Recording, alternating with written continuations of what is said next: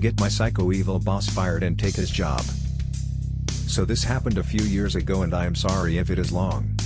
I was working as a lab tech in a small manufacturing lab with a girl about my age who I will call Hannah, because that is her name, and the lab manager, a nutcase called Colin, because that was his name. Colin was a bully, and would single me out for any reason he could. If he felt like I wasn't paying enough attention to my work, he would belittle me in front of all the bottle fillers, would make me do all the dirty jobs and generally be an awful boss. He was also pretty sexist, and decided that women should wear white safety shoes and were not suited for lab work. Finally, he was prone to violent outbursts. Anyway, I took all this on the chin, because I needed the job and it was actually nice to work with Hannah and others around the factory. A few times, however, he went too far. The first, he decided that he needed to use the funnel I was using to fill up barrels. I found it and took it to carry on with what I was doing in the noisy machine room, so I had headphones on. Out of the corner of my eye I see him marching up. "Why did you take my funnel?" I don't hear him, so I take my headphones out. "Why did you take my funnel, you freaking idiot? You always have freaking headphones in?" I asked him quite calmly not to swear. This causes him to quite literally explode with rage. He starts jumping about and getting in my face, eyes popping out of his head. "I'll freaking swear if I want to, you freaking retard. You always have headphones in. Why did you take the funnel?" "I needed the freaking funnel, you freaking prick." I walked away to get away from him, feeling a little shaken, but he followed me, yelling in the same vein until I finally ran away from him and hid in the kitchen, breaking down in tears. I was later told that he could be heard all over the building, even from the noisy machine room. He later smoothed it all over with the upper management, which would be a recurring theme. This was not long before my birthday, so I had a few days off after this. I come back with him saying that I was not in his good books for yelling at him and that the bosses will be keeping an eye on me. I ended up writing a formal grievance against him, but it did not end up helping and he upped his mockery of me. I saw my first chance for a revenge of sorts when he brought a bottle of chloroform into the so far windowless and unventilated lab. My chemistry senses started tingling and I asked him if he had done any COSHH forms for this. These are mandatory health and safety forms for chemical handling. He says no. I say he should. He says he has never written a COSHH form in his 25 years of being a chemist. I tell him he shouldn't open it in the lab as it will be dangerous. I have a day off the next day and don't think much of it. I walk in the next day and the lab reeks of this weirdly sweet solvent smell. Everyone who is near the lab has a headache and there is an unmarked bottle of separated phases of a solution on the desk. My chemist senses tingling even more. He opened the bottle and exposed everyone to a dangerous chemical, and left unmarked solvent waste. I was prompted into action.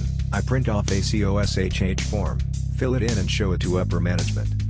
Since upper management aren't chemists, they don't really understand, but can see I am concerned, so they go talk to Colin, who smooths it over and comes to me to chastise me for fear-mongering. I decide it is time for me to get a new job.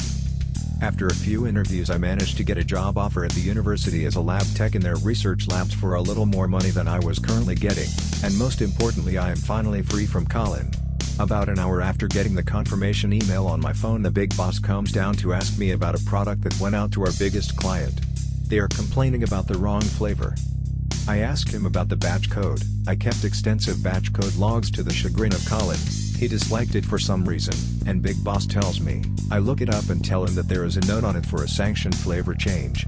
Big Boss didn't sanction the flavor change. I tell him that Colin sanctioned it and the notes of the change are in my lab book. Colin is away somewhere at this time, so Big Boss asks me to come upstairs to the boardroom. Big Boss informs me that the flavor that went to the customer was wrong and they are withdrawing their business, and he needs me to be totally honest with him. I inform him that I had been given a job offer that morning and that I have nothing to gain from lying.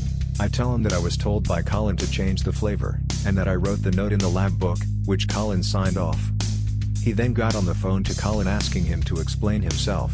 I was not party to the conversation, but Big Boss brought the phone to me saying Colin would like to speak with you. I answer the phone and Colin says don't say anything until I get back, we will sort this out together lol.